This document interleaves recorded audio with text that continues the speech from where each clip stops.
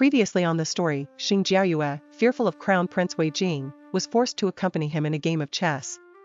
By the next morning, she fell ill. The Crown Prince personally fed her medicine and even intended to apply ointment to her.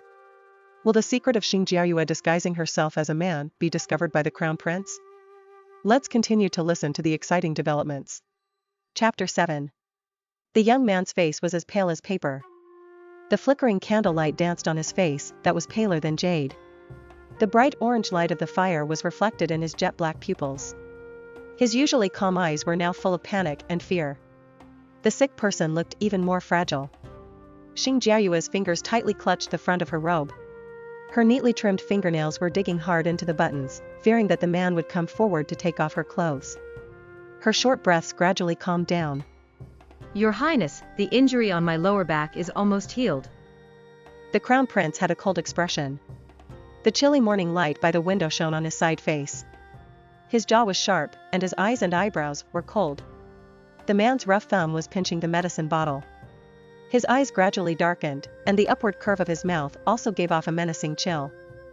That's not what the doctor said. It was already very considerate of Wei Jing to do this much. According to his usual temper, he would have thrown down the medicine and walked away long ago.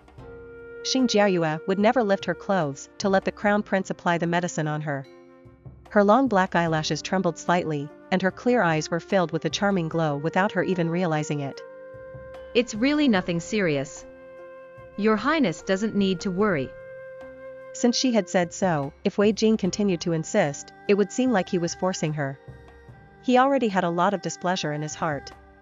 He stared at her with cold eyes for a moment, then casually placed the wound medicine on the table. Even his casual words carried the deterrence of the Crown Prince. Since you're ill, have a good rest these few days.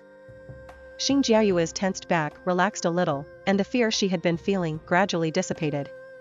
Her delicate and pale face was tinged with a bit of color. Yes.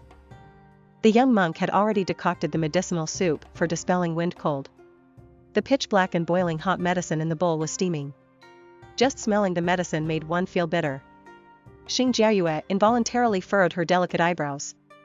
She had originally planned to secretly pour out the unpalatable medicinal soup after the Crown Prince left, but the man didn't seem to intend to leave immediately. The Crown Prince slightly lifted his chin and nodded, ordering someone to bring the medicinal soup to him. Sheng Jiaoyue sat up on the bed. Her satin-smooth black hair, as dark as ink, spread and slipped down, falling around her waist and onto her knees. She was only wearing a thin white nightgown. Although she had already wrapped her chest with a white cloth, facing the cold and sharp scrutinizing gaze of the Crown Prince, she still felt uneasy.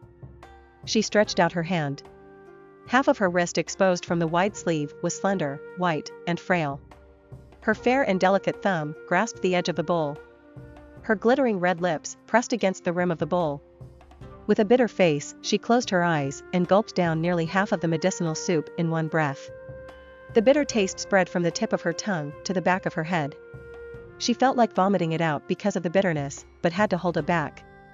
She really didn't want to use the remaining half bowl.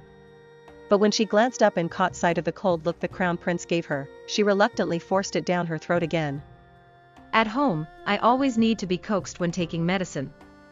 Every time after drinking the medicine, the maidservant would hand me the candied fruits and sweet cakes prepared in advance to relieve the bitter taste. Wei Jing's cold gaze gradually swept across her face. It seemed that as the young man lifted his sleeve, he smelled that faint delicate fragrance again. The fragrance of books and scrolls was mingled with a light pearwood fragrance. Perhaps the clothes she was wearing had been smoked with incense ashes, so the smell was a bit sweet and cloying, not as cold as the person himself. Wei Jing had thought that he was not afraid of anything. Unexpectedly, drinking a bowl of medicine seemed to cost him his life. He had a bitter face, a look of resistance in his eyes, and was very scared. Sheng Jiaoyue's cold-induced illness recovered very slowly. She had been staying in the side room for the past 2 days and didn't go anywhere. The heavy snow didn't stop until it had fallen for 3 days. The mountains were already covered in a vast expanse of white snow, looking like a world dressed in silver. Many bitter bamboos in the mountain forest had been broken by the snow. When the sun came out on this day, the abbot of the temple asked the young monks to clean the bamboo forest. The sunlight was bright. The afternoon sun was brilliant and dazzling. The sunlight shone through the gaps in the doors and windows, illuminating the cold and secluded small hut. Sheng Jiaoyue wore a light moon-white long gown and went to the side yard to bask in the sun for a while. After being exposed to the sun, her ice-like and snow-white skin looked even more rosy, like a pink peach exuding a sweet fragrance. She walked slowly through the long corridor and went to the bamboo forest at the back mountain to stroll around for a while. There was a pavilion in the forest for people to rest. Fine and clean beads of sweat appeared on Sheng Jiaoyue's forehead. She lifted her sleeve to wipe the dense sweat on her forehead and sat in the pavilion for a while. Behind the bamboo forest was a plum grove. Winter-sweet blossoms only opened during the coldest days of deep winter. From a distance, she caught a faint whiff of the plum blossom fragrance. Sheng Jiaoyue walked through the bamboo forest and couldn't help but stand on tiptoe under the plum tree. Barely reaching the branches of the plum blossoms, she closed her eyes and inhaled the fragrance of the blooming plum blossoms on the twigs. The young man had a straight and slender back, a slim waist, and a side face as serene as the moon. His skin was even fairer than the snow on the eaves. His long hair spread out on his back swayed gently with the soft breeze in the forest. The warm, sweet breath exhaled from his lips. Standing from a distance, one could easily mistake him for a woman if not looking carefully. Gu Qinglin almost made that mistake. In the secluded courtyard behind the plum grove, he raised his eyes and caught a glimpse of the graceful figure that suddenly appeared under the red plum tree from the corner of his eye. The usually composed air was visibly startled for a moment. His heart pounded violently in his chest for an instant. After narrowing his eyes and observing carefully for a while, he finally recognized who that person was. Pei Lang also mistook the person. The young general stared intently at the figure not far away, pointed casually, and asked, "Who is that girl?" During the days when the Crown Prince was paying respects in the temple, no outsiders were allowed to enter or leave. Pei Lang thought this beautiful woman was the concubine of one of them. He had grown up in the border town since childhood, where most of the women were straightforward and somewhat rough in behavior.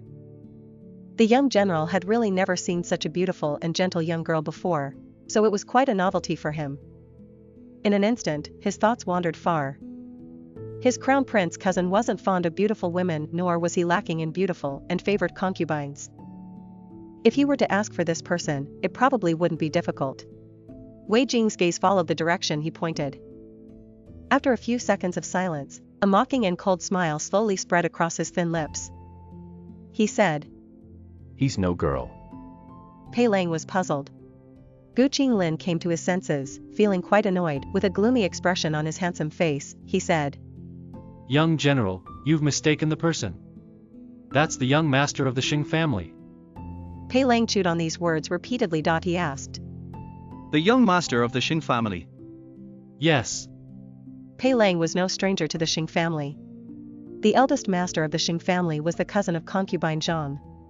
The seventh prince's ambition to vie for the throne not only relied on Grand Secretary Su but also on the prosperous and highly favored Sheng family.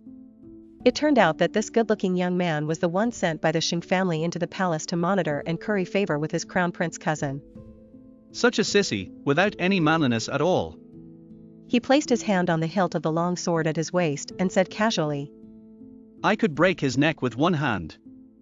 Gu Qinglin laughed and said, "Young general, you can't be impulsive now. It won't be too late to take action when the time is right." Pei Lang had just said it offhandedly. Beneath his sword-like eyebrows and starry eyes was a cold and noble expression. He said calmly, "I know my limits." The young general liked hunting with eagles and riding horses in the border town. He had a wild-card and unruly temperament, was straightforward in his actions, and disliked scheming and opportunistic villains the most. He also looked down on the frail scholars in the capital who were powerless and the sour scholars who were only good at talking. Previously, before the general's mansion left the capital, there had been some unpleasantness with the Sheng family. The new grudges added to the old ones were almost too many to settle. Sheng Jiaoyue didn't know that there were others in the courtyard. She took off her snow-white cloak, raised her delicate and fair little face, and stared intently at the red plum blossoms on the branches with her clear eyes. The blooming plum blossoms dotted the white snow that had fallen last night, presenting a charming scene of red and white alternating. The sun was blazing brightly. Her snow-white skin, nourished by the sun, had a faint blush. The fair neck exposed outside the collar was slightly tinted and gave off a soft and sweet fragrance. The person as clear as ice and snow showed a faint smile under the brilliant and dazzling sun. When she wasn't smiling, she looked noble and pure like snow. When she smiled, the coldness in her eyes melted away, and her eyebrows were soaked with a pleasant warmth and sweetness. Through the diamond-shaped stone window, Wei Jing's calm gaze fell on the young man who was slowly smiling under the plum tree. The man's eyes were silent and filled with an indescribable darkness. After an unknown amount of time, he calmly moved his eyes away. Pei Lang raised his eyes to look at his cousin and asked curiously, Cousin, why did you bring him along this time? Wei Jing felt an inexplicable restlessness in his heart. His mind was still filled with the smile of Sheng Jiaoyue just now. Wei Jing had always known that his study companion was very good-looking, quite attractive. He had never noticed before that he looked even better when he smiled than when he didn't. Wei Jing came to his senses and replied casually, On a whim. Pei Lang wasn't afraid of being discovered by Sheng Jiaoyue that he had already entered the capital. But if he did find out, it would be a nuisance after all. It doesn't matter. If he notices, I'll make him see some blood. Wei Jing ordered. After staying in the capital long enough, you go back. I know. Sheng Jiaoyue broke off 2 plum blossom branches. When she was about to leave, she seemed to hear some noises coming from the corridor. She took slow steps towards the direction where the sounds came from. When she saw the 3 people in the courtyard, her eyes suddenly widened. The young man standing on the right was wearing a black long robe with blue and white patterns and tight sleeves, his long hair tied up with a jade crown. His eyes and eyebrows were as sharp as arrows, with a biting killing intent coming towards her. It was young General Pei Lang. Sheng Jiaoyue also tried to avoid this young general whenever she could. She had seen Pei Lang on the battlefield, slashing down enemies with blood splattering everywhere. He was quick and neat with his sword, showing no mercy when killing. On the eve of the downfall of the Sheng family, Pei Lang had secretly sneaked into the backyard and into her room. He knocked out her maidservant with his bare hands and held her neck very impatiently, saying, Come with me to the border town. I can protect your father and brother from death. At that time, Pei Lang still didn't know that she was a girl and still regarded her as a man, asking her to have a homosexual relationship with him. Later, when Pei Lang saw her in the palace, he always had a bad attitude towards her, speaking harshly and sarcastically. Sheng Jiaoyue wasn't sure if they had seen her. She hurriedly fled and went back to the side room in the backyard. Pei Lang saw his face clearly. He looked good. His eyes, full of shock and panic, were moist and a little red. His slightly red neck was even more eye-catching than the red plum blossoms in the ice and snow. Pei Lang said, Cousin, Sheng Jiaoyu is really afraid of you.